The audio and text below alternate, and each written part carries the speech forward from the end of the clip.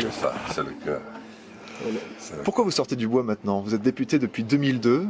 Ce sont les premières pages de votre livre. Vous expliquez que les députés montent jusqu'à leur pupitre et qu'ils votent sans y croire, que tout ça, on fait semblant. Pourquoi est-ce que c'est maintenant que vous en rendez compte? Parce que c'est maintenant que c'est devenu le plus visible. Je pense que pendant une partie de mon mandat, nous avions encore la force d'assumer des convictions et nous n'étions pas devenus des suivistes comme nous le sommes aujourd'hui. Et aujourd'hui, c'est franchement insupportable parce que ces votes bloqués, où on vote contre sa conscience, on l'a bien vu avec la loi El Khomri, alors que tout le pays est dans la rue, que les jeunes n'en veulent pas. Nous continuons à délibérer comme si de rien n'était. Le mécontentement est très profond et nous n'en tenons pas compte, nous n'en voyons aucun signe. Et par-dessus le marché, nous mettons même le blocage du 49.3 qui fait qu'il n'y a plus de débat. Vous identifiez, vous nommez la finance et son instrument de domination qui est la dette. On est dominé par la dette, c'est ça qu'on a, c'est la martingale qu'on a, c'est le couteau qu'on a sous la gorge. Pourquoi? Parce que c'est la réalité.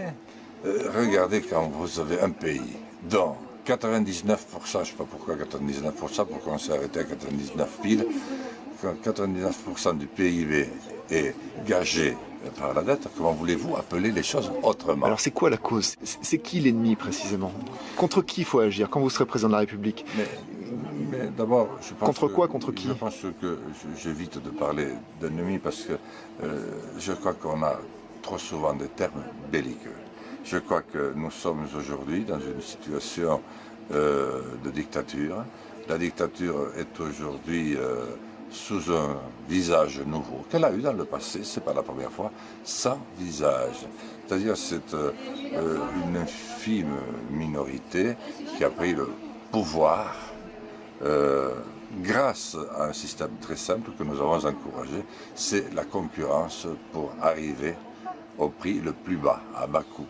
Donc avec ça, vous nettoyez tout ce qui est petit, tout ce qui est à taille humaine, par un dispositif qu'on appelle la massification, c'est-à-dire qu'il faut des tailles gigantesques pour continuer à exister, ce qui fait qu'à partir de là, eh bien, l'argent, appelant l'argent, il faut des taux qui rapportent le plus possible. Enfin, il faut générer des bénéfices de plus en plus grands pour rétribuer ce que l'on appelle les actionnaires qui, eux, ne pensent plus qu'à l'argent. À propos d'argent, vous racontez dans ce livre, Un berger à l'Élysée, un épisode incroyable, c'est l'autre surprise de ce livre, qu'il y a un riche homme d'affaires, très puissant, qui possède des médias, qui vient vous voir quand vous vous déclarez à la présidence de la République et qui vous dit combien tu veux.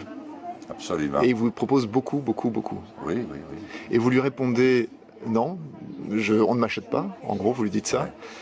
Et là, il se rend compte qu'il ne vous aura pas et il vous insulte presque. Ah ouais, c'est-à-dire, il m'annonce la couleur, ce qui s'est passé d'ailleurs. Il me dit à monsieur à la nuque raide, on m'avait prévenu, il paraît que vous gueulez très fort, vous allez gueuler, mais on va vous mettre sous les redons. Ça, on n'entendra pas vos hurlements tant que vous aurez de la force, et on n'entendra même pas votre dernier murmure lorsque votre dernière instance sera venue. Bonne chance, vous apprendrez que tout ça, ce ne sont que bibesés, ce que vous racontez. C'est toujours la finance qui a mené les affaires et l'argent aussi.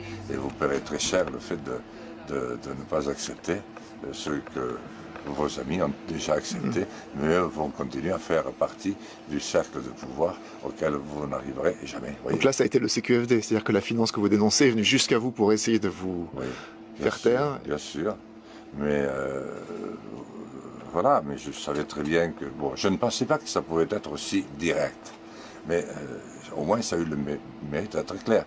Mais ça m'a aussi donné beaucoup de force, parce que ça m'a